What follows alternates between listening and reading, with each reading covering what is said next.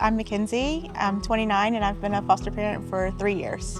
I decided to become a foster parent because I felt like God had really placed it on my heart. I bought my house back in 2021 and I had this empty bedroom and I didn't know how to fill it, and I just kept praying on what did I need to use this room for, and foster care really stuck out to me.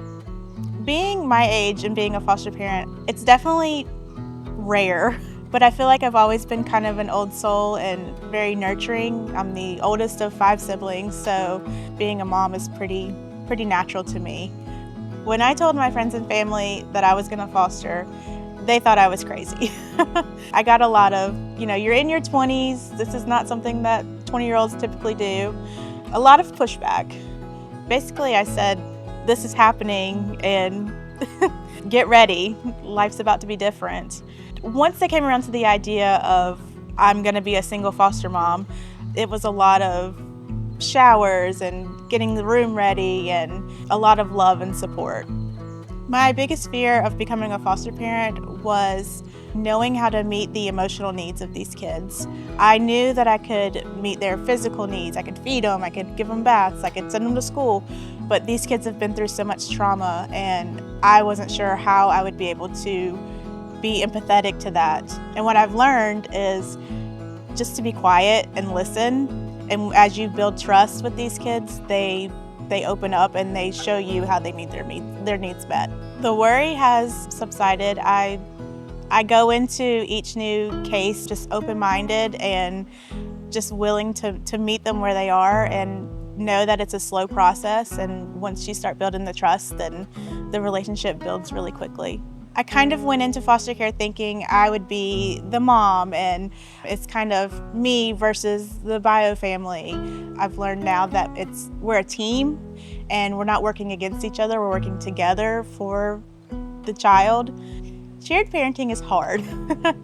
It doesn't always work the way that it's intended to, but when it does work, it's really beautiful. I have an email set up for shared parenting so I can send pictures and updates of whatever the child's doing, and it's a great way to keep the communication open.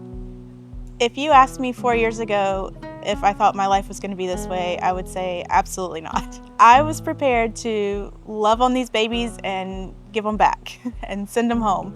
And then adoption came up for my 5-year-old and I was like, of course, I couldn't see him living anywhere else. He's mine. I was a little concerned about bringing more kids in because it's just been him and I for a few years, and he definitely loves being an only child. He loves having the attention of the grandparents and, my siblings, and I was really worried that was going to change his dynamic. But if anything, it has really helped him shine and be more mature and just let his heart shine. If anything, I just want him to know that we can be the hands and feet of Jesus and we can help people. That's what we're here for, and no matter what that looks like, we can play a part in other people's stories. I think now when people meet me and see how many kids I have, I think it makes sense.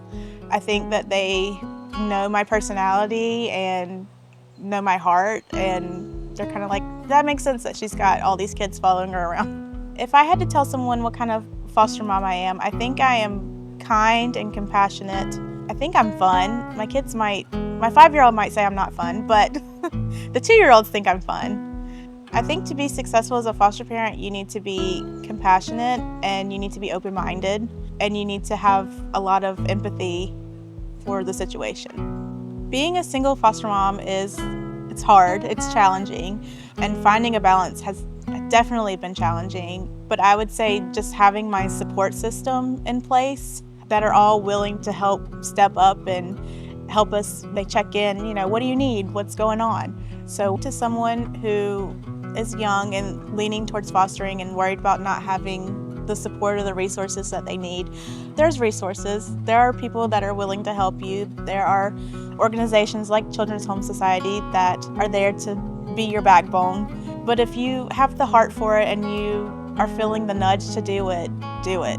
There's such a huge need, and if you feel like it's something that you can take on, do it. Be a foster parent. It's worth it.